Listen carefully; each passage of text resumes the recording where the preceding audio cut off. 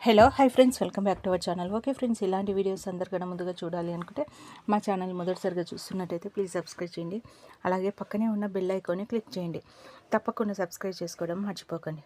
Okay friends, ఇప్పుడు మనం వీడియోలోకి వెళ్ళిపోదాం. ఇంకా రాధా విక్రమ్ గారు మీతో ఒక విషయం మాట్లాడాలనేసి చాలా రోజుల నుండి అనుకుంటున్నాను అనేసి అంటే ఏంటది అనేసి విక్రమ్ అడుగుతూ ఉంటే, అదే విక్రమ్ గారు, నాకు పోలీస్ ఆఫీసర్ అవ్వాలని చాలా ఇంట్రెస్ట్. ఇంకా ఎలాగో మీరు ఒక పోలీస్ ఆఫీసర్ కదా, నేను కూడా ఇంకా పోలీస్ ఆఫీసర్ అవుతాను అనేసి అంటే అంత ఈజీ పని కాదు అది అనేసి విక్రమ్ అంటాడు. ఎంత ఈజీ పని అయినా సరే ఇష్టంగా చేస్తే అది సులభంగా అయిపోతుంది. అందుకని ఇంకా మీరు ఎలాగో మీకు కాస్త ఐడియా ఉంటుంది కదా, నేను ఎలా ప్రిపేర్ అవ్వాలి, ఎలా ఎగ్జామ్స్కి ప్రిపేర్ అవ్వాలో మీరు కూడా నాకు చెప్పగలుగుతారు. కొంచెం సలహా ఇవి తీసుకుంటాను మీ ద్వారా అనేసి అంటుంది. ఇంకా మాటలు వింటున్న దమయంతి ప్రియలు ఒక్కసారిగా షాక్ అవుతారు. ఏంటి మమ్మీ, రాధా పోలీస్ ఆఫీసర్ అవుతానంటుంది ఏంటి? అసలు ఇంకా తన పోలీస్ ఆఫీసర్ అవుతే ఇప్పటికే తనని తట్టుకోవడం చాలా కష్టమైంది. ఇప్పుడు ఇంకా తన పోలీస్ ఆఫీసర్ అయితే అసలు ఇంకా మనల్ని ఒక ఆట ఆడుకుంటుంది అనేసి అంటే, అవును బేబీ, అసలు తను అలా అవ్వడానికి వీల్లేదు.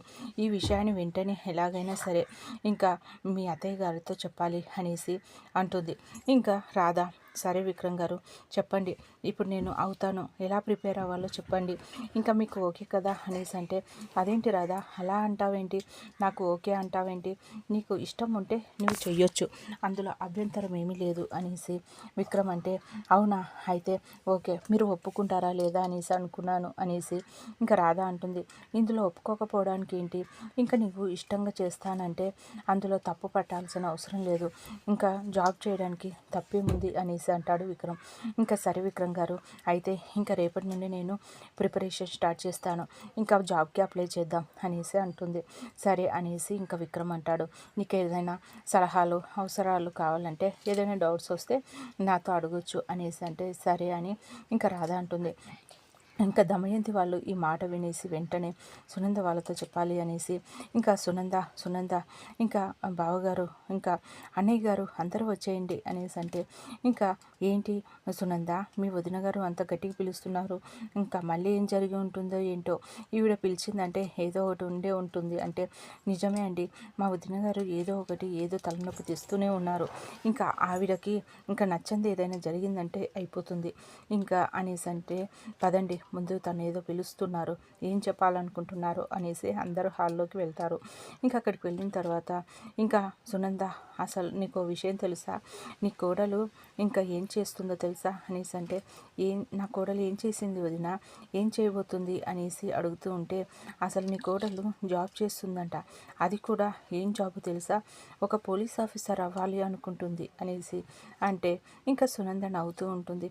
అదేంటి పోలీస్ ఆఫీసర్ అవ్వాలి అనుకుంటుంది, తను జాబ్ చేయాలనుకుంటుంది అనేసి చెప్తూ ఉంటే, నవ్వుతున్నావేంటి, నీ కోపంగా అనిపించడం లేదా, తను జాబ్ చేస్తానంటే అనేసి దమయంతి అంటే, అందులో కోపడాల్సిన అవసరం ఏముంది వదిన గారు, సంతోషపడాల్సిన విషయమే కదా మీరు చెప్పింది అనేసి సునంద అంటుంది. దాంతో ఇంకా దమయంతి, ఏంటి సంతోషపడాల్సిన విషయమా, అసలు నీకు బుద్ధి ఉందా, అసలు ఇంటి కోడళ్ళు ఎవరైనా జాబ్ చేస్తారా, అసలు జాబ్ చేస్తానంటుంటే వద్దు అనాల్సింది పోయి సంతోషపడాల్సిన విషయం అంటావేంటి, అది కూడా పోలీస్ ఆఫీసర్ అంటే ప్యాంట్ షర్ట్ వేసుకొని జాబ్ చేయాల్సి ఉంటుంది అనేసి, ఇంకా పోలీస్ ఆఫీసర్ డ్యూటీ అంటే ఎలా ఉంటుందో తెలుసు కదా అనేసి దమయంతి అంటే, అందులో ఆశ్చర్యపోవాల్సిన అవసరం ఏమీ లేదు వదిన గారు, ఇప్పుడున్న కాలంలో ఆడపిల్లలు కూడా అన్నిట్లో ముందు ఉంటున్నారు, మగవాళ్ళతో సమానంగా ఉంటున్నారు, ఇంకా అందులో తప్పు పట్టాల్సిన అవసరం లేదు, రాధకి ఇంట్రెస్ట్ ఉంటే ఖచ్చితంగా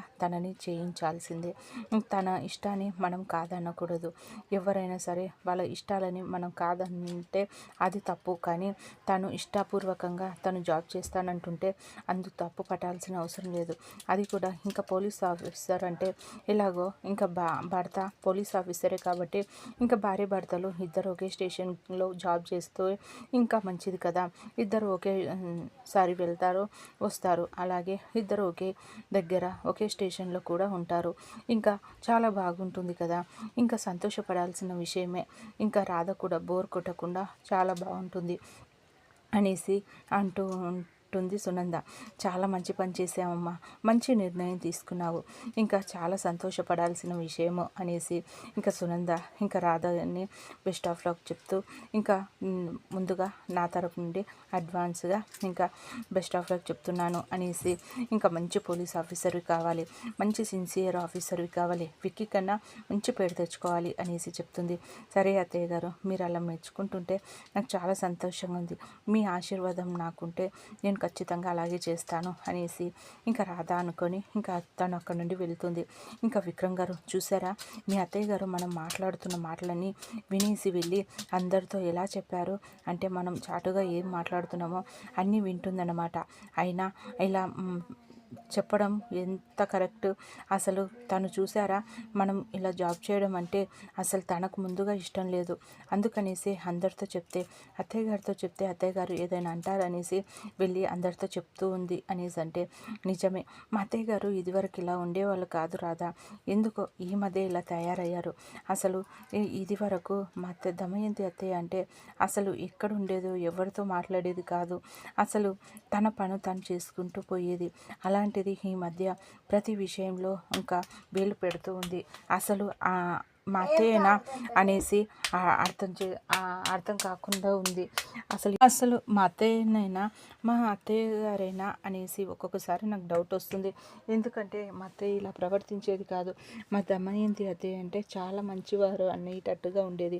ఏదైనా తప్పు చేస్తూ ఉంటే ఇది తప్పు అనేసి చెప్పేది, కానీ ఈ మధ్య తనే తప్పులు చేస్తూ ఉంది, తనే అందరి చేత మాటలు పడుతూ ఉంది. అసలు తను ఎందుకు ఇలా ప్రవర్తిస్తున్నారో అర్థం కావటం లేదు.